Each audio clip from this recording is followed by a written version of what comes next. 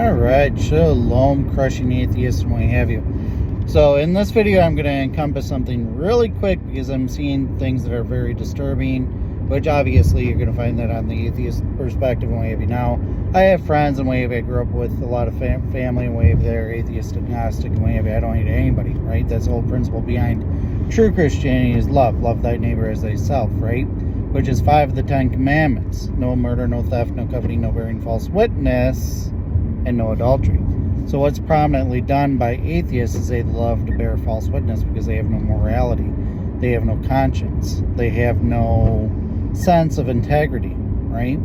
So they utilize conjecture under the pretense of science, thinking that they're benevolent and thinking that they're intelligent in process, but the reality remains that they're just liars, right? My first girlfriend went to Cornell University. She is, last I knew, works for the Atheists division of the USDA out of Washington, D.C. as an assistant trade director, and that was back in 2017 or so that I last checked. So chances are that she's changed her position. Couldn't tell you, to be honest with you. Maybe it was 2020 or somewhere that I checked it.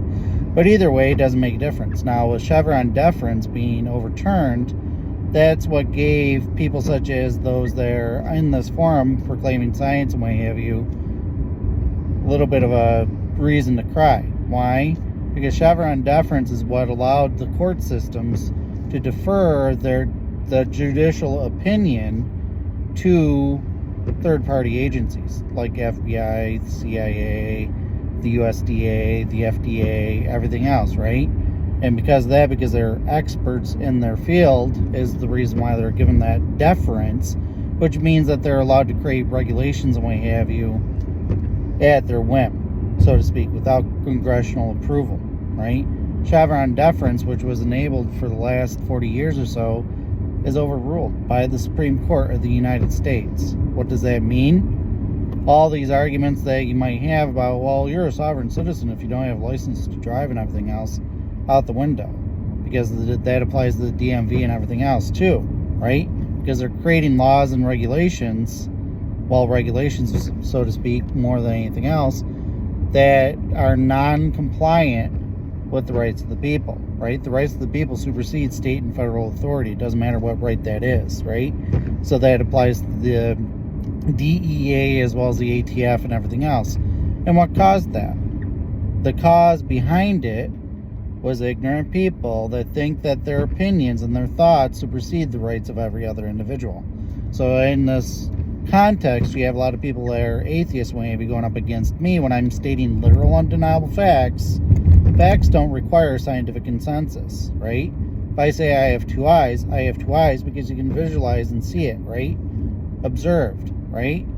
Same when I put it in a perspective that atheists are white supremacists, because they are. You can go to my website, you can find where I indicate clearly that where the origination of the theories of evolution theory and the Big Bang theory come from, which are Freemason theories, which stem off of, you could say it's Charles Darwin, but Charles Darwin got those theories from his grandfather, who was a Freemason. Why is that important? Now, if you understand history as I do, because I actually am literate and I read books and what have you, and I don't take people at their word, you would understand that George Washington was a Freemason, slave owner.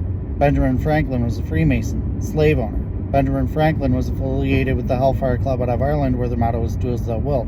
Performed satanic rituals underneath the church, and I understand the church above them was just as equally satanic. Now, that said, the Freemasons supported the Democrats, who supported the KKK and instilled Jim Crow laws. That's one key aspect I see coming from atheists. Well, Hitler was a Christian. He was never a Christian, right? He was promoting the Aryan race. And if you're trying to promote the concept of he was a Catholic, neither one of those are Christian, because the Aryan race is from the Sumerian agenda. If you go to the Ancient Aliens on the History Channel, that's the neo-Nazis, literally. That's their objective. They're promoting the Sumerian Bible as being older than the Bible, and they're promoting the Aryan race, the Sumerian race, right?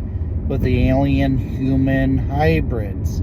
That's why they're talking about giants and the Nephilim. Nephilim in Hebrew translates to giant, right? And you can read that for yourself. It's clearly there. And they'll say, well, the sons of God took on the wives of the daughters of men. It's like, yeah, that's written in there, but it's a matter of context. You're reading the English, now you're understanding it in its original context, and then bending it to suit your feelings, because that's your objective. And that's what the atheists are doing, no different than the Sumerians, no different than modern Christians, the Catholics, and what have you, because you're not looking at history. You're taking people at face value because you simply don't care. As this one person that is irritating me, and I just kind of stopped acknowledging him, is proclaiming. It's like, look, I've proven that, right? Well, I don't call December the 12th month when it literally means the 10th month. Well, that stems all the way from the Romulus calendar, blah, blah, blah, blah. The Roman calendar, I think he meant, not the Romulus calendar, something like that. But the Julian calendar is what he was referring to, and he was referring to the springtime being the origin of the new year, well, right? So I was getting to that. It's like, all right, well, that's part of it, true, but at the same time, you're missing the context of what I'm saying. We follow currently, well, not we, because I don't really follow it as much as I don't have to, as the Gregorian calendar, which was instilled by, ding, ding, ding, the Pope. The Pope isn't a Christian, especially if he's following the vain traditions of men instilled by the Julian calendar. The Julian calendar is not the biblical calendar. It's a Roman calendar. So the Gregorian calendar, especially when he changed the new year back to the beginning of January, which is named after the Roman deity Janus, the two-faced deity, that distorted the biblical timeline. Right? And where did he get that from? Because he wasn't the originator of changing the timeline, the facts of history. That started with, oh wow, look at that, Emperor Constantine. Emperor Constantine changed the Sabbath to Sunday. Sunday.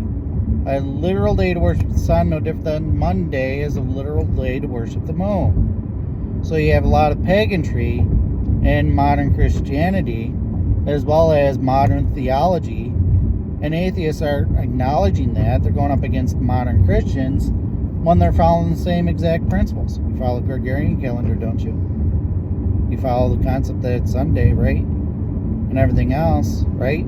You want to proclaim Christians as modern Christians as being Christians when it's blatantly obvious that they're not. Because whenever Constantine did that, that violates 2 of the 10 commandments. And if you're saying that the 10 commandments are Christian, which they are, then you would understand that by violating those commandments and willfully doing that, they're not Christian. Because that breaks no other gods before me, which is commonly referred to as idolatry. And then the weekly Sabbath. That's 2 commandments, right? Now you put it into context that Yeshua himself was a Jew that proclaimed salvation is of the Jews, per John 4:22, and you see your correlation with the anti-Semitism, right? Because he's promoting Judaism, not meriting it. And the Jews of the time, as well as the other Israelites, were denouncing what he was preaching, because he was preaching from the Torah, and they didn't want to follow the Torah. So what is the Torah? The Torah is Genesis, Exodus, Leviticus, Numbers, and Deuteronomy, right? First 5 books of the Bible. So it's not a completely distinct Bible somewhere that the Jews follow, that the modern Ashkenazi Jews follow. It's right there in the modern Christian Bible. You can find it in the Catholic Bible too. There's the Torah, but you probably don't understand that context of it either. So when you're arguing the merits of those first 5 books, the books of the law, when it says, well, man shouldn't sleep with another man and everything else, what do you think you're going up against? You think you're going up against the Christians? You're going up against the Torah. The Torah, you're only validating the principle that you're anti-Semitic, because that is the book of the Jews, the book of the law. Well, Moshe gave them those commandments from Yahweh, right? So that said, put into context that the Jews of the time of Yeshua weren't following the Torah, and that's why he was calling them hypocrites and everything else, calling them out on their hypocrisy and judging everything else. And here the atheists are doing the exact same thing and saying that they're scientific in process, right? That's literal knowledge, literal undeniable facts. Doesn't require consensus because it's blatant for the eyes to see. Even somebody with an IQ of 50 could probably comprehend what I just said, right? Atheists can't comprehend it. So what's that say about their IQs? Below average, well below average. And at 50, I think last I heard 89 or something like that was considered the national average nowadays, and I see it, right? Look, reading some of the comments from the atheists, it's like, wow. When I was growing up, and what have you, the average was around 126 for an IQ. Now you're saying it depreciated all the way down to like 89 or something is the average. That's wow. That's just completely. I can see it. Like I said, it's even back then because I was arguing our evolution theory and the Big Bang theory back when I was a teenager because it has no scientific basis on the basis of the science itself. Science meaning knowledge, knowledge implying fact. I'd validate what they're perceiving as being fact wasn't fact at all, right? Because look at dinosaurs. Well, this looks like this, therefore it evolved from that. That's as much science as that was involved with evolution theory, right?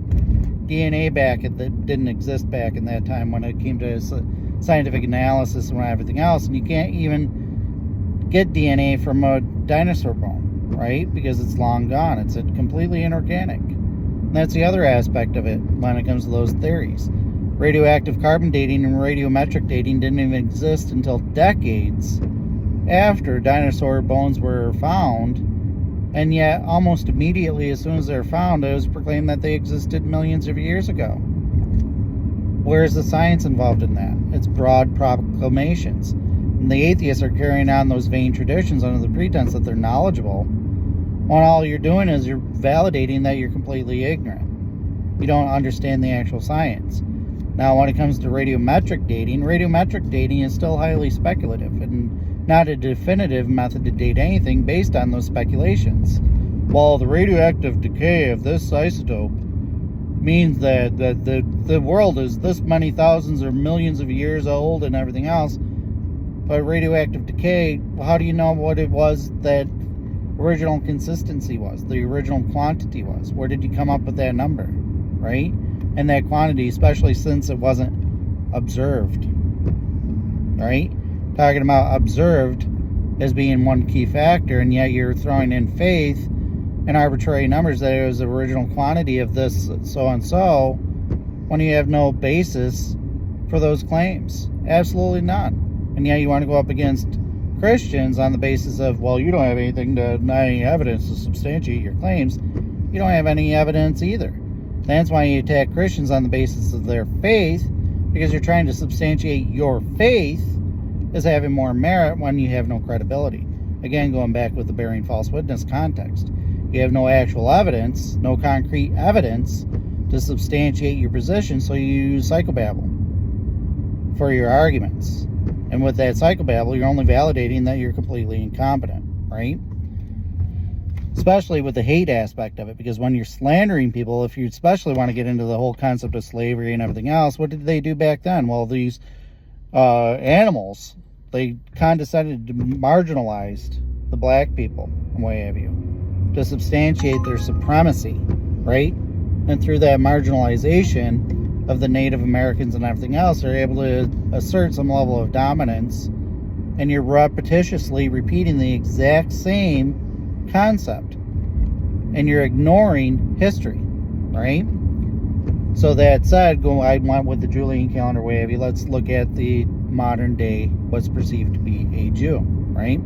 Let's go back with the Freemasons first. Now, if you understand history, and them being Freemasons being slave owners and way of you, supporting the Democrats and support the KKK and instill Jim Crow laws, and seeing the correlation with Emperor Constantine changing the Sabbath, which is anti-Semitic and what have you, because they're sun god worshippers in Rome, right? The Christians of the time, they're worshiping the sun, they're worshiping, trying to bend it over, and that sun god worship stems off of Babylon, right? From Nimrod and Tammuz.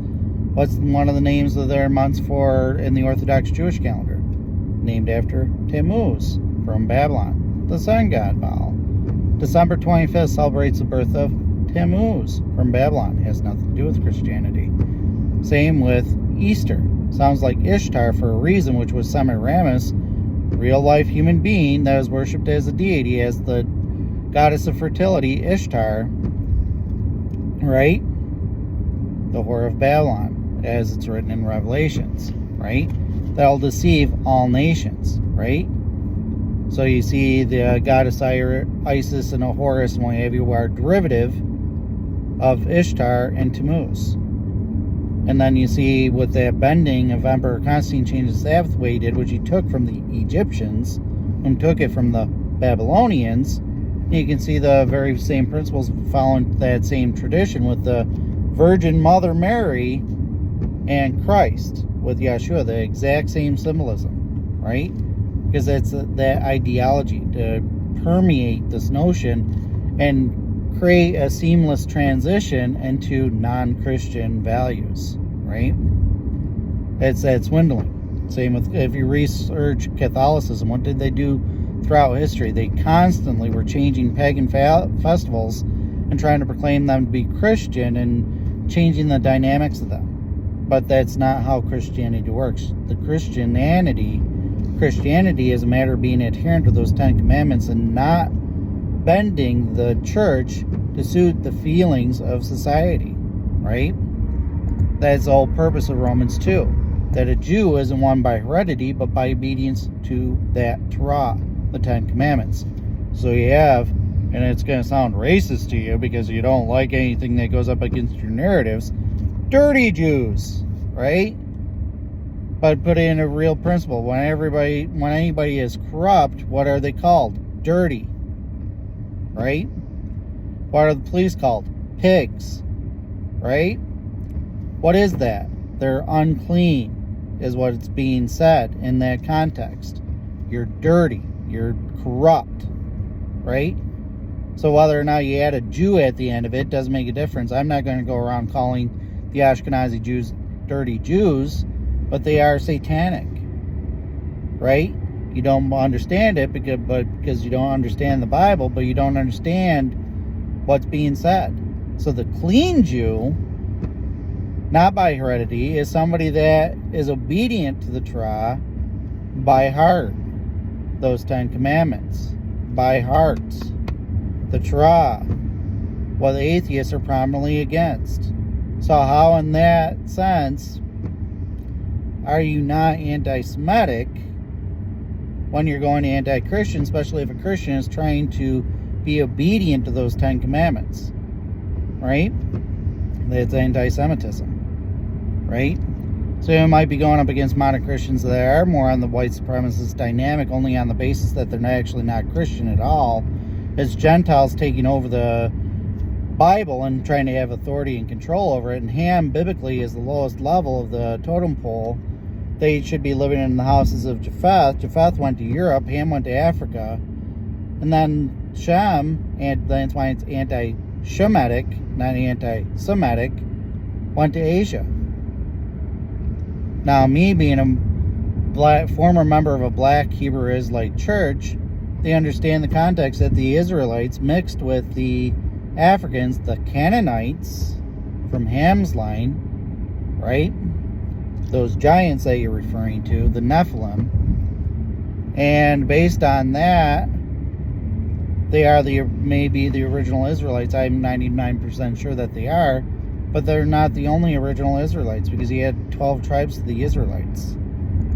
And 10 of those tribes at the time of the Yeshua were prominently in diaspora, right? Leaving only 2 sects remaining, which were the Levitical priesthood and the Jews, right? So a lot of people, most people could be an actual Israelite, but most people not understanding the truth and dynamics of history go up against their own history, right? So that said, you could even go to Hunt and Webster's book, Early European History, and he's definitely on the white supremacist dynamic, and that was he was a Stanford University professor that was a socialist as well as a sociologist professor. Sociology professor, I should say. Right? He wrote the book, and he refers to Emperor Constantine way. He talks about the benevolence of the 10 Commandments, but But he also talks about the inferiority of anybody with darker skin tones. Go back to the Freemasons. He also wrote a book on secret societies. Freemasons are derivative of the Knights Templar from Catholic origins, but the Knights Templar were considered to be heretics by the church, but the church itself at the time was heretics because they weren't following Christ. They're following the vain traditions of men, which Christ was preaching against, right? So the Knights Templar are derivative of the Pythagoreans. You might understand the Pythagorean theorem, a squared plus b squared equals c squared, the right triangle. Correlate that to the pyramids, right? That wasn't a right triangle, but, well, actually, no, that's not a right triangle. But nevertheless, it's a principle. If you cut it in half, it's a right triangle.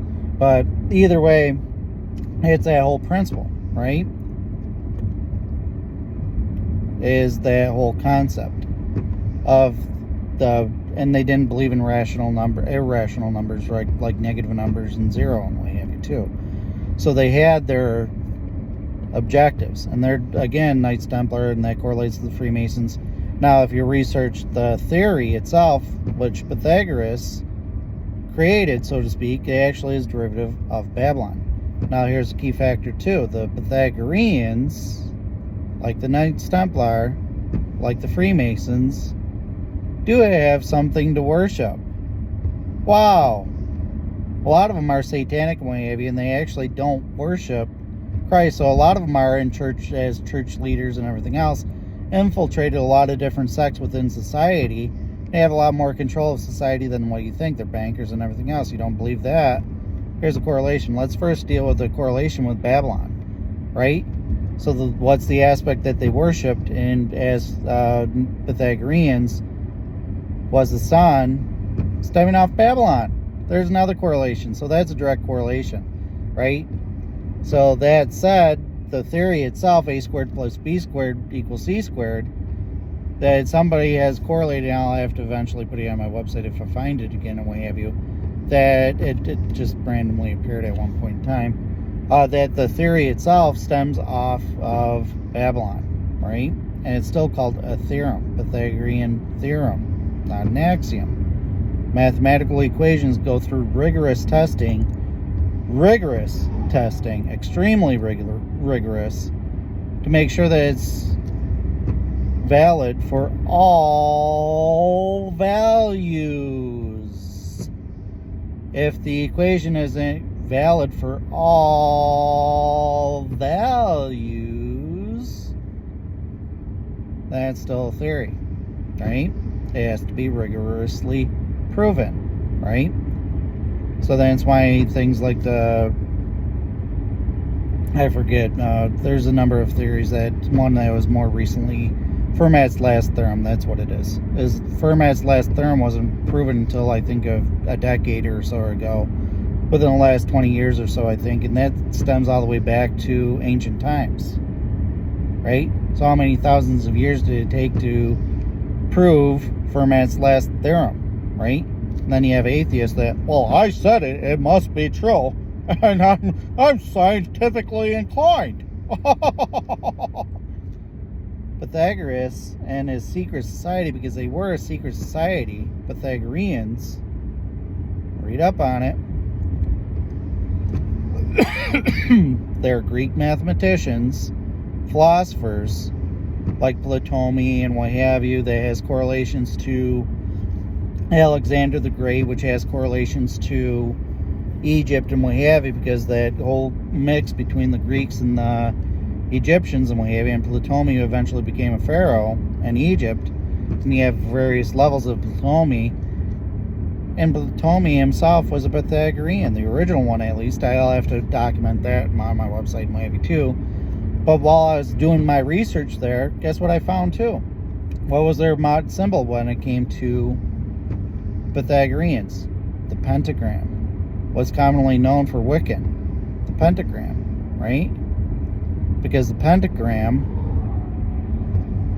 stems from the Pythagoreans. Wiccans stem from the Pythagoreans. Witchcraft stems from the Pythagoreans, right? See the female transition? the female control of everything. It's all about mommy's boys, right? Same with the Ashkenazi Jews. If you look at what they do, it's a matter of tracing their lineage back to Mount Zion from the maternal line, right? Because they're actually not Jews at all, right?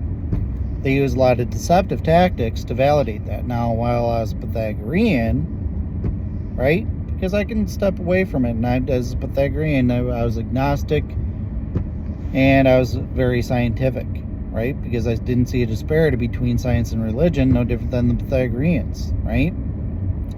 So that's why I clung to it. And in my researches and what have you, that pentagram, in other words, right? Like the Pentagon, right? Pythagoreans, right? A lot of things going on in society that a lot of people don't understand. Like the Washington Monument, Egyptian symbolism. A lot of Freemason symbolism in Washington, D.C., right? Egypt, all stemming from Egypt. And the reason why I mention that is, here's your banker connection, right? Knights Templar and their connection with banking system and everything else back in the days during the Crusades and what have you, and them carrying money and what have you, and creating the original banking system and what have you, right? Star of David, if you do your research and due diligence into symbolism, is not the Star of David. It is a symbol of Baal, 6-pointed star, right? Now you draw that 6-pointed star on the back of a United States dollar bill where the pyramid is, and guess what happens? You spell out the word Mason with the all-seeing eye of Horus at the top. Ooh. So the Ashkenazi Jews have more ties to the Freemasons than they do to actual Judaism. Right? And you see the whole context of them condescending the black people and what have you, and being white supremacists because they want to utilize conjecture to have supremacy, and the fact that they still don't follow Torah, because the validation is quite simple of that, right? They still don't follow Torah because Yeshua himself was the way, the truth, and the light. No man shall come to the Father but by him, right? And he was preaching from the Torah, and they denounced him because they denounced the Torah, right? So that is very easily verifiable because, again, with the Torah, Leviticus being part of that Torah, you go to Leviticus 23. In Leviticus 23, you'll see the first holy day is Passover. And as the other imbecile that was indicating, originally, the one with the Julian calendar, the new year was in around March. When does Passover occur? Or Easter occur, in other words, around in the springtime, right? Now, Passover, if it's properly observed, would occur when when the new moon comes in. If the barley is of Eve, which means come alive, then that begins the new year. That's how you determine that. So you go to Leviticus 23, you understand where the new year comes from, and you start counting down where the evening, because that's the other concept. The concept that a day starts at midnight is Egyptian in origin. Because what is the evening? When the sun sets, right? The evening. When night becomes day and day becomes night, right? The evening. But now suddenly the evening has an arbitrary number of, that starts at 5 o'clock every day. Ha ha ha. And a newest day starts at midnight. Egyptian origins. So if you want to say that you're not anti-Semitic, there's your validation. Because that's all a matter of Egypt. And the Jews, the Israelites, and what have you, all the tribes were in Egypt. That's the whole point of the Exodus, is they're getting out of Egypt. They're slaves. They're being forced to worship a lot of pagan gods and deities. And look at the Gregorian Calendar, full of pagan gods and deities, and idolatry, and Monday and Sunday, and fish fries on Friday, and for worshiping Freya, and Saturn Day, which is a day to worship Saturn, which is commonly called Saturday, but in Spanish it's Sábado, which means Sabbath, right? Because it's derivative of the word for Sabbath, right? Shabbat. right? Linguistics, knowledge, science, amazing. Look at the Portuguese word for Easter, and it mirrors what the Hebrew word is for Passover, which is Pesach, right? Because it's based on Passover. Easter has nothing to do with Yeshua, right? Passover, the Last Supper was Passover, the sacrificial lamb of Yah, right? The lamb without blemish, right? What happened during the Exodus? They had the sacrificial lamb without blemish. Then they put blood on the posts to have the angel of death pass over. Washed by the blood of the lamb, Yeshua, when he was crucified. Right? A lot of people will say that he was crucified on a cross. That was inaccurate. You can go to Josh Gates on Expedition Unknown, and he validates that. That at the time of Yeshua, they weren't crucifying people on crosses. He was hung and crucified on a tree. Read the book of Acts. Read the Bible. It's right there. You don't need Josh Gates to validate that. It states quite clearly, whom you crucified and persecuted and crucified and hung on a tree. Tree is not a cross. Use your brains. Right? But no, it's a matter of modern Christians are white supremacists.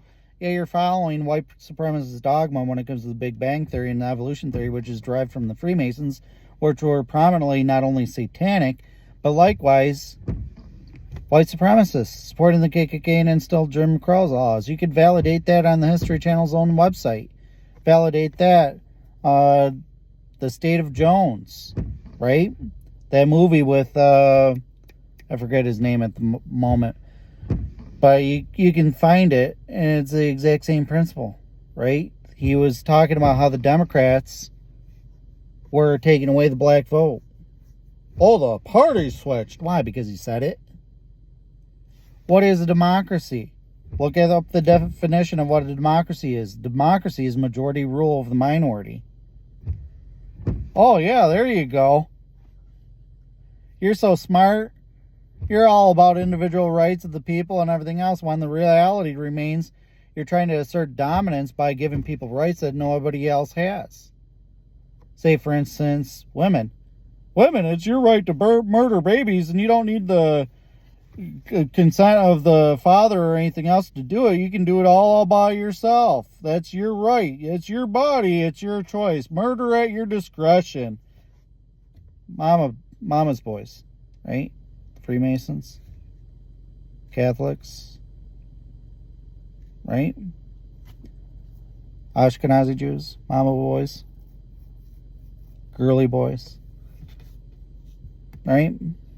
People that are fearful of everybody else, right? But I'm a conspiracy theorist. I just validate a lot of things for you that are right there out in the open. You can validate on your own. There's a conspiracy theory. That's reality. Right? You want to use the pretense of science and conjecture to substantiate your ideology of supremacy when you're ignorant. That's what it is. Ignorance is bliss. Right? So here's the other correlation with those holy days. Now, with the other parts that they don't observe, because watch what they observe. Here, I'll tell you what Leviticus 23 says about the holy days. Passover, unleavened bread. You'll find that the Ashkenazis don't really follow that. Then you have the Feast of Weeks, which they also don't really follow, which is 7 weeks after every Sabbath, which is at sunset on Saturday night, Sábado, right? Sunset to sunset is the Sabbath. Friday evening to Saturday evening is the Sabbath, which Emperor Constantine distorted, right?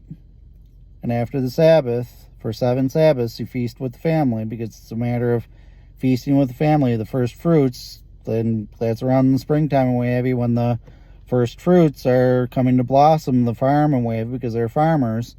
And guess what? We're feeding the family. We're feeding the poor. Huh. I feel so ashamed. How dare we be so considerate? Now, after that, what's the next holy day? Pentecost. What does Pentecost mean? Day 50. It's also called Whit Sunday. Why? Because it would always end up on Sunday. Huh. Look at the Ashkenazi Jews and their observance. They will see that they don't follow it on Sunday because they're not Jews. Rosh Hashanah, right? Feast of Trumpets, in other words. When does that occur per Leviticus 23? That's the 5th holy day, right? That occurs on the first day of the 7th month. When does that occur? When you can even look at the Ashkenazi Jews when they observe it. It's relatively around the same time frame, which is around September, which literally means the 7th month. Wow. See the correlation between the calendars, right? A lot of it all derivative of the Bible, but none of it really following the Bible. And now you have the extremists, atheists, that think that they're knowledgeable. And, well, we know history, we know science. Ha ha. We use the term science. We don't actually have facts or evidence. We have a lot of feelings. And we don't like what is written here and there and there and there and there. And we don't like this part of history and what have you. So we're going to change it. Evolution. Change over time. Just like the calendar. So now, after Rosh Hashanah, which is the Feast of Trumpets, and we have the Day of Atonement, commonly referred to as Judgment Day. Huh. Then, the last of the holy days, right? Feast of Booths, Sukkot, Feast of Tabernacles. Now, why is that important? Colossians 2:16 and 17. They're a shadow of things to come. Revelations. More validation that modern Christians aren't Christians because they can't interpret what's going on in Revelations with the Feast of Trumpets, the blowing of the trumpets of the angels within Revelations and everything. They have no comprehension of what's going on with that.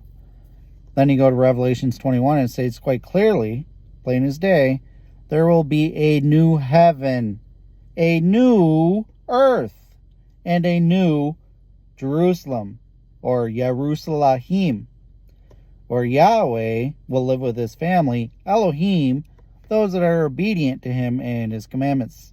And all the liars and adulterers and murderers and whoremongers into the lake of fire for a permanent second death. Because there's 2 resurrections. Nobody's in heaven right now. Because you don't even go to heaven when you die. Right? Even not even per Revelations. That's why the whole concept of Lazarus and raising the dead. Right? Validating the resurrection of Yeshua, right? 3 days and 3 nights. Good Friday into Easter Sunday is not 3 days and 3 nights, right? That's just common sense. Do the math, right? Because it's derivative of the Bible, but not actually biblically aligned, because it's following the vain traditions of men instilled by Emperor Constantine. Depictions of Jesus, so to speak, is actually depictions of Emperor Constantine's nephew or something like that. As it's not Yeshua. Whitewashed in that sense. Right? And then you have atheists that don't know history, don't know science, will sit here in these forums acting like they're knowledgeable and condescending to anybody that goes up against their narratives because you don't know how to use your brains. That's common sense. I mean, this is all things that are right there out in the open. It doesn't require a highly sophisticated degree and knowledge in any specific field. That's verifiable that anybody that has common sense could validate. Now, here's the kicker when it comes to the theories themselves. Again, because I was referring to radioactive carbon dating and radiometric dating. Again, radiometric dating didn't exist until decades later. Radioactive carbon dating didn't exist until almost 100 years or so later. After dinosaur bones were found, radioactive carbon dating is limited to a few thousand years. So why are they coming up with these arbitrary numbers that they existed millions of years ago? What about a crude analysis of certain theories to where they say, well, people evolved 10,000 years ago? Do a crude analysis of population growth. Grab the mathematical equation, throw in 2 people, and assess the population growth within the last 50 years or so, right? Do that level of assessment. And you would punch in all those numbers, you're going to come up with, if people evolved, starting with 2 people, 10,000 years ago, we would have a population that's exponentially greater than what it is currently today. And granted, that's a crude analysis, but I'm not talking about, well, we only have instead of 7 billion, we'd have about 14 billion. No, I'm talking about in the trillions or quadrillions or even greater than that of a population. And that's just 10,000 years ago. Now, tie into the other aspect that certain theoretical scientists will say, well, it was 200,000 years ago. Now, if it was that much of a difference 10,000 years ago, which 10,000 years ago, nobody existed, right? Because the world in Mojave is not that old. But that's giving you a little bit of leeway with your theories. And 10,000 years ago, the population would be exponentially greater than what it is currently, let alone 200,000 years ago. Wow. So where's the math and where's the science in your theologies? Because it's theory. It's satanic in nature, derivative of the Freemasons, which want to have that level of control. They currently control the state of Israel, and they currently control the most modern-day Christianity, because when they're preaching against those commandments, which the most modern churches will preach against, they're satanic.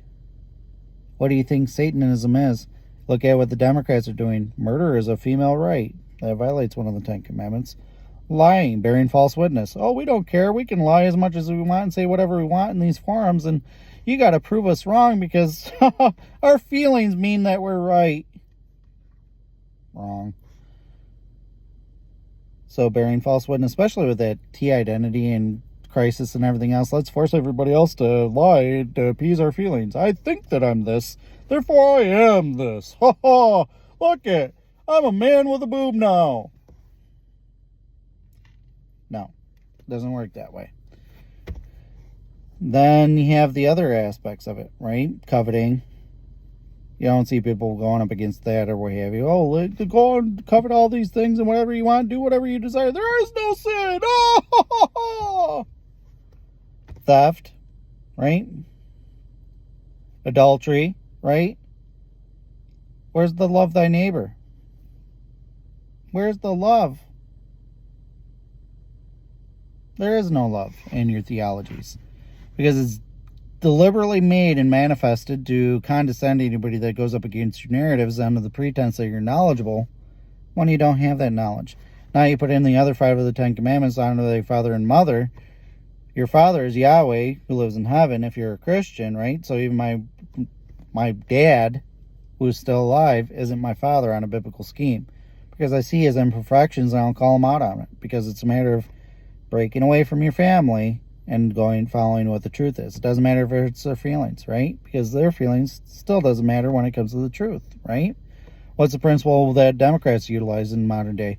Well, you learn hate from your parents, so therefore the school system and everybody else has to teach you what's right and wrong, and the government is there to tell you what's right and wrong because you don't know any better, which is they're basically acting like the church in that dynamic. Guess what? Who created the public education system? The Freemasons. And guess what? It's counter against the direct opposite of what the biblical aspect is. So the biblical aspect would be denounce your family, your parents, in other words, and we have you in favor of Yahweh, and we have you. And your mother would be the elder women of the church that are obedient to Yahweh. As Yeshua put it, my mother, my brother, and my sister are those who do the will of my Father, when his mother and his siblings came to visit him, because he wasn't an only child, right? And what made him the son of Yahweh was his obedience to Yahweh, and he came in the name of his Father, Yahweh, right? Extol him by his name, Yah, Psalm 68:4, hallelujah. There's his name. And yeah, you're still saying, God, God, God, God. Oh my God, did I just use his name in vain? No. They called him Hashem for a reason. Hashem translates to the name, right? They didn't write the name most commonly. They usually, and if you read the preface to any Bible for the most part, they're going to say that they changed, instead of incorporating the name was put in, they changed it with God in all capital letters or Lord in all capital letters. They didn't write the name because the name is holy, and it's a violation of one of the 10 commandments to use his name in vain, right? So that's the other aspect. So there's honor thy father and mother, right? Don't use his name in vain. The weekly Sabbath, which obviously modern Christians don't follow, and definitely atheists don't follow. Then you have no other gods before me, right? Emperor Constantine changed that, idolatry and what have you, right? So, and no graven images. That's the other one, right? And what are atheists and what have you, agnostic and what have you, a lot of people that are supposedly demonic and what have you, they worship death, right? Death eaters. Correlate that to the whole concept of Harry Potter and what he was going up against, and Deathly Hallows and everything else, the Death Eaters, right? Because it's Wiccans trying to incorporate their theology and say that, well, look it, we did doing the Harry Potter good, you bad, because you know, you's a muggle, right? It uses biblical symbolism to try to substantiate its position, no different than a lot of other theologies, because it's a book and you can't differentiate fact from fiction. So you'll say, well, Harry Potter is obviously a fantasy book, which is derived from the Bible like a lot of other theologies are, but it's not actual Christianity, right? It's derivative. It's people making up things and stories about themselves, Sumerians and what have you, that want to be benevolent and more intelligent or more dominant in leading the world, when it's a matter of anybody can be a Jew. It's a matter of being obedient to Yahweh and his 10 commandments. It's not a matter of your heredity. It's a matter of equality. There is no male, there is no female, there is no Jew, there is no Gentile. What do the atheists try to permeate the most? Well, I'm more intelligent because I know science. Science, this magical word, it says it means knowledge, and knowledge implies fact, but I'm going to denounce actual facts in favor of, I just said it and therefore it must be true, and that's my evidence. Scientific. I went to college for engineering. All you are is a bunch of fucking dumbasses. Let's be real, right? You have people that are proclaiming that they're from Mensa and what have you. I have an IQ last time tested around 156 nearly 20 years ago, right? Which could have put me in Mensa, and the reason why I did that is because I wanted to be a part of Mensa, not because I want to be affiliated with all the clubs and what have you. I just wanted the $500 that they're giving as a scholarship to go back to college, because I was aspiring to go back to college. And unlike the majority, I want to do it on my own. I want to earn it. I don't want it to be freely given to me, because I'm not a Democrat. Right? I'm not out for handouts. Right? And then you put in the correlation with everything that happened with COVID wave, you know how many different colleges and universities were forcing people to get vaccinated in order to go back to college, which is against their religious principle, and they can't discriminate. But here you have discrimination. When it came to COVID protocols and principles, high degree of discrimination against anybody that had faith other than in science. Because we're using science. You're just trying to justify your hate. That was chemical warfare. Hate crime. Who deals with hate crimes? The FBI, currently. Who wasn't dealing with those hate crimes? The FBI, currently. Now you have deprivation of rights under the color of law, Title 18, Section 242, which they also handle, and who's prominently going up against those rights, the First and Second Amendment and what have you? Democrats. Huh. Knowledgeable. Now, you're a conspiracy theorist. Title 18, Section 241, conspiracy against rights. When two or more public servants go up against the rights of any citizen, like the First and Second Amendment, that's a conspiracy against rights. But you're a conspiracy theorist. First Amendment states quite clearly that Congress can't prohibit the free exercise, therefore the judicial nor the executive branch can enforce it. Coercion and intimidation and threats by public servants to get citizens to be compliant with their demands is a violation of their oath of office on the federal level of Title 5, Section 3331, where that oath, they're required to protect and defend the United States Constitution. And when they're doing that, violating the rights of the people, violating their oath of office, that is a conspiracy against rights, which is Title 18, Section 241, handled by the FBI. And who they're doing that? Weren't themselves, weren't they? Conning the Facebook and Twitter and everybody else to take down all these different things because Hillary Clinton bought into it and paid off the CIA or whatever to fabricate stories and everything else and say it was collusion with Russia, right? What else happened during Clinton era back in the 90s? Ruby Ridge, Messianic Jews, asserting the rights. He was militia. He was a Green Beret, former Green Beret.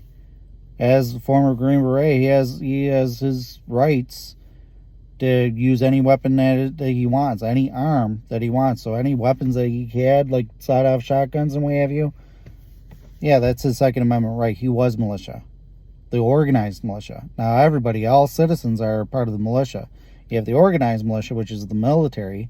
Then you have the unorganized militia, which is pretty much the remainder of the population with our right to bear arms, not guns, arms, because our obligation, especially under the New York State Constitution, is to protect and defend the state as well as the United States. And if you go to the Civil Rights Code of New York State, it states quite clearly that if we don't arm ourselves, we actually owe the state money for not arming ourselves. Wow. But you're up against guns and everything else, and you have to use muskets and everything else because at the time of it's the right to bear arms, not guns, and it's a matter of defense of the nation as well as the state, because that's our obligation. So you don't think that we think that we're restricted to certain guns that limit our ability to defend ourselves from insurrectionist government? Title 18, Section 2381, treason. Title 18, Section 2382, misprision of treason. How much of that occurred throughout that COVID epidemic, so to speak? A lot. Utilizing conjecture, the pretense of public health and safety as a justification to deprive a citizen of the rights. The supreme law of the land, the United States Constitution, Article 6, Section 2 states that quite clearly. It's the supreme law of the land.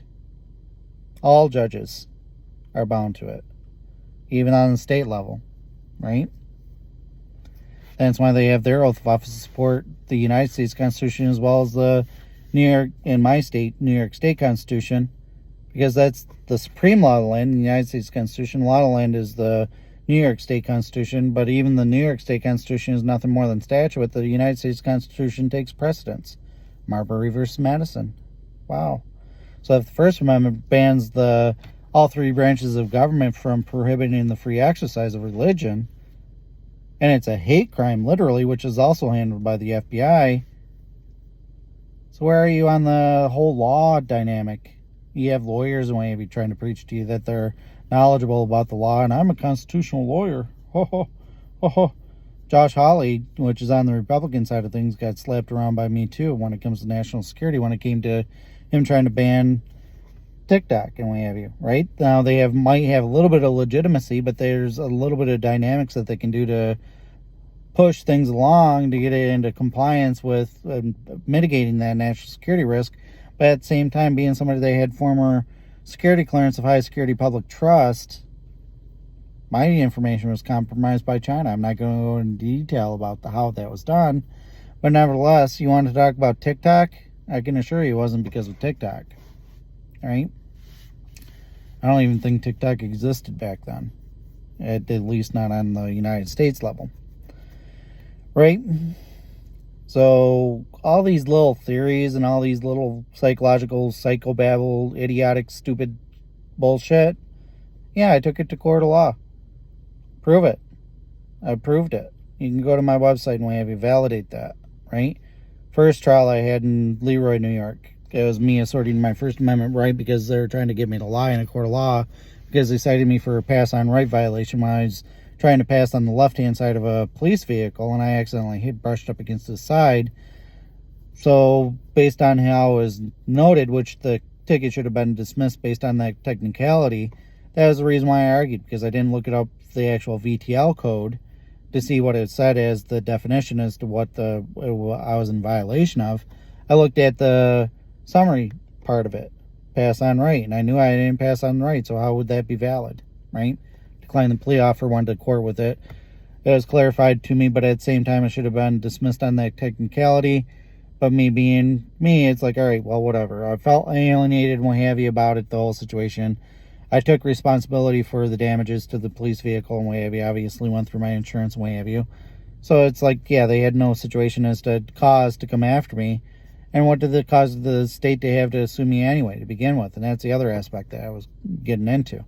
So the second time around, I get pulled over for accidentally going through, well, I wouldn't say I was accidentally, I did a rolling stop on a stop sign, and I didn't think the police officer, I saw him that he was there, I didn't think he was going to pull me over, because the situation, I thought he was just going to let me go, because he saw that I was more being cordial about it than anything else. It was a matter of I didn't want to supposed sitting there going, okay, wave you on, you wave me on, so I did a rolling stop just to get it done, because a lot of people in the area think they're being friendly when they're doing that, when the reality is they're just causing a delay. So it's all right, so I did that. He pulled me over. Didn't give me a ticket for the stop sign, but he gave me a ticket for the vehicle. That was a rental vehicle. He said there was an inspected, even though there was a valid inspection sticker on it, right? So if the inspection sticker on it was saying it was valid, how would I know that it wasn't properly inspected when his system was saying that it wasn't, and it was past due inspection for a few months? It's all right, well, he told me himself that it's not my responsibility, yada, yada, and take it up with the rental company and have them take care of it, right? So that's what I tried to do. Didn't hear anything back when I mailed in the ticket, because I'm not going to not respond to a ticket, because I learned historically that's not a good thing to do, because then ultimately they'll just threaten to take away your license and everything, or suspend it and what have you. So it's all right, so I mailed in not guilty and what have you and let it go. Didn't hear back from the court until about 6 months later or so. Completely forgot about the situation. It wasn't from the court, it was from the assistant city attorney that was offering me a plea offer for it, and I didn't even know what he was talking about. Contacted the court or what have you. She gave me the number for the city attorney. I went to voicemail, left him a voicemail about it, told him exactly the situation was, because it's not my responsibility, what have you, as the police officer indicated, what have you. Thought it may have went away, right? No, a week or two later, I get another plea offer in the mail. It's like, well, I didn't respond to the first one. You got my voicemail. You think I'm going to go? And the plea offer was, well, if you don't respond to this one, you're going to go to trial on this trial date. It's like, all right, well, fine. I showed up thinking I was going to go to trial. Nope, offered me the plea offer again in the court of law. It's like, yeah, I'm not going to take your plea offer. It's not my responsibility. How would I even know that wasn't inspected, what have you? So I made a verbal motion to dismiss based on my First Amendment immunity, because they don't have the right to sue me. And secondly, on the fact that it's not even my responsibility, right? What is your responsibility? So Luke Brown, the part-time judge at the time and what have you, was saying that it was my responsibility, so I threatened him in return. It's like, well, if you violate my rights, you can be removed from your position. Oh, wow. Imagine that. Sovereign, citizen. Because we do have supreme sovereignty under Article 2, Section 2 of the New York State Civil Rights Code. Supreme sovereignty in the people. No authority under any pretense whatsoever can be exercised by the citizen over the citizens of the state without consent of the people. Paraphrasing the last part. So they have to have our consent to exercise any level of authority over us. And my First Amendment, as well as Article 1, Section 3, free exercise right, supersedes any level of authority that they have constitutionally, so they have no authority to tell me anything or restrict me. And especially in a court of law, what is that? That's custodial arrest. You're in the being custodially arrested, prohibited from freely doing whatever you want by the judge in the system, and that's illegal. That's unlawful detention under Article 135 of the New York State Penal Code, right? But I don't know what the law is. That's crimes. Those are crimes. And they're trying to enforce traffic infractions. That's why when it came to Chevron deference, repealing that and what have you, you're going to see a lot of changes. There's going to be a lot of people like me that are going to be changing a lot of laws. No more licenses, no more registrations, no more insurance requirements for vehicles that you own and everything else, because you have a right to travel. And they can't regulate that because they're trying to regulate the individual person. They can't do that. They can't regulate the people. They can only regulate commerce. That's their only ability, right? That's reality, right? 9th and 10th Amendment.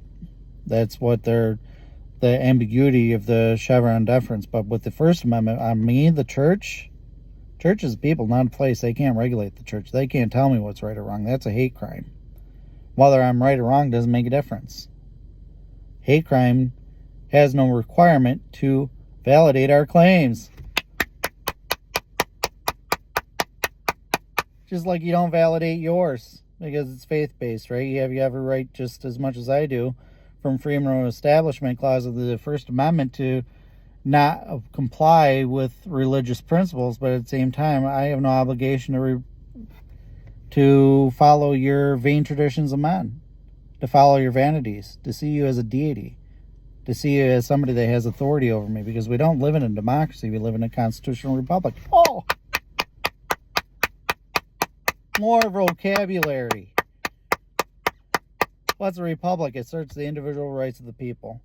The rights of the people supersede state and federal authority. I have complete immunity, because unless I'm doing something that's licentious, which is depriving somebody else of their rights, no other citizen has any authority over me. And the government is, under Article of the Human Rights Law, Article 15, Section 290 of the New York State Executive Code, states quite clearly the primary police power is to protect the rights of the people for the public health, safety, welfare, order, blah, blah, blah. All the yakety-smackety that traffic infractions are utilized to try to deprive people of their rights for, their primary rights is a matter of them protecting our rights. That's their primary job, right?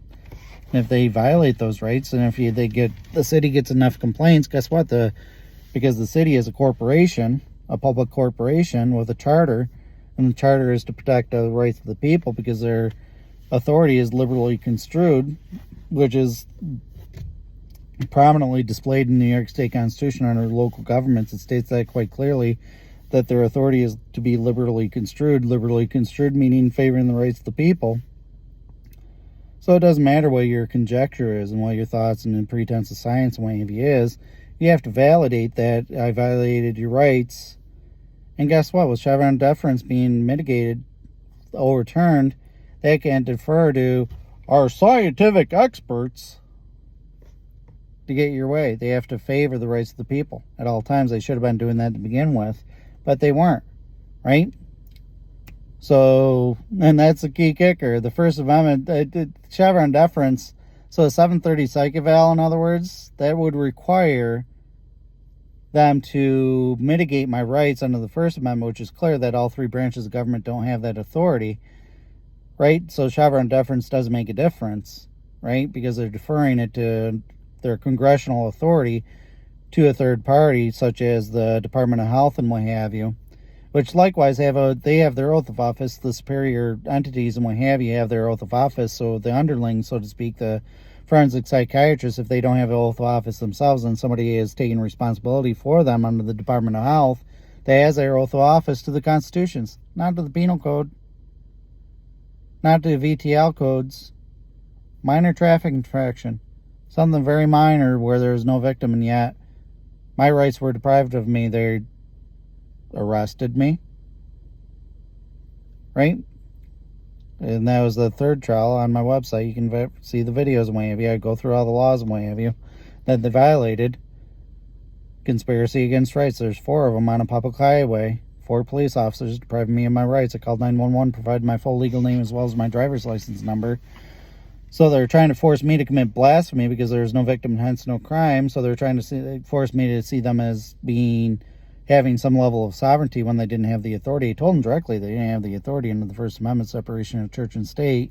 Church is the people and what have you. They ignored that completely. 10th Amendment states quite clear that what's not on the federal level goes to the state or to the people, not exclusively the state. So the state doesn't have any authority unless it's given to them. And when they're suing me in a court of law, what does it say? The people of the state of New York versus, bing, my name, right?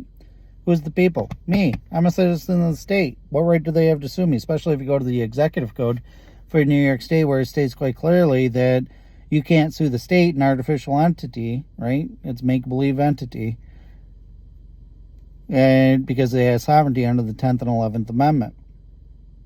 So if it has sovereignty under the 10th and 11th Amendment, and therefore immunity from being sued civilly, right, without its consent, right, then if the people, right, the citizens, me, have supreme sovereignty above the state, what authority do they have to sue me in a court of law when there is no victim? They don't. But most people not understand that when the police officer is pulling you over for a traffic infraction, that's a violation of their rights and unlawful detention. And likewise, they're trying to get you to give up your rights, your Fourth Amendment rights. They thinking you're obligated to give them your license when you're not. It states quite clearly in case law that you have no obligation to identify yourself unless a crime has been committed. So they're unlawfully detaining you, custodial arrest, when they're pulling you over like that to begin with. You didn't commit a crime. That regulation stems off the DMV, the VTL. That's DMV regulation, Department of Transportation. Chevron deference is overturned.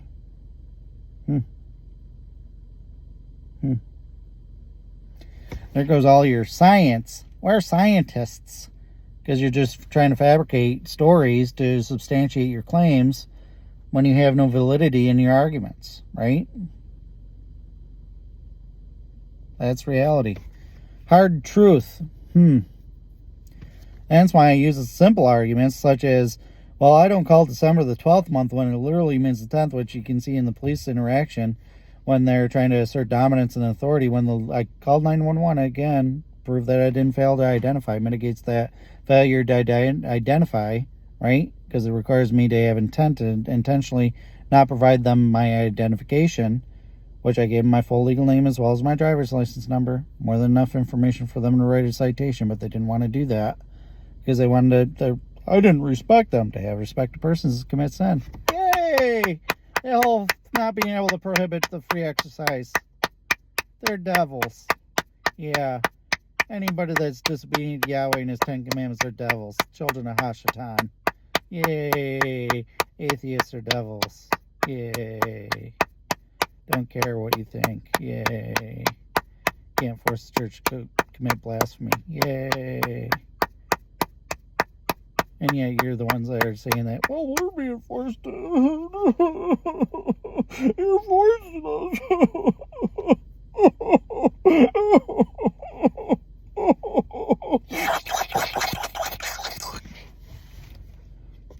Now, with the other atheists, what have you, I'll tell them outside of this forums and what have you, that are friends of mine and what have you, that I worked with and what have you, that, hey, look, bottom line is you have the same rights as I do, because it's equal rights, equal protection under the law, under the 14th and 13th Amendment.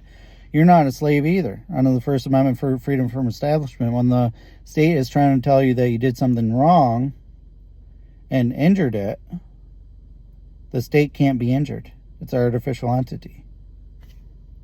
Where's the victim? If there is no victim, there is no crime, right? So under the freedom of establishment, when they're doing that and suing you in a court of law, when you have supreme sovereignty and what have you, they're trying to mitigate your rights and say that you have you're their servant, and they can correct you because you're doing things that are wrong that hurt the state. They're acting like they're deities. First Amendment, freedom from establishment. They can't tell you what's right and wrong. If you cause no injury to person, any other citizen or their property, they have no authority over you as the individual private citizen. And considering on religious nature, even if I'm in commercial capacity, I'm always in my private capacity because they can't interfere with religious activity. Now they can with people that are non-religious on a commercial capacity because you can do because you don't have those protocols.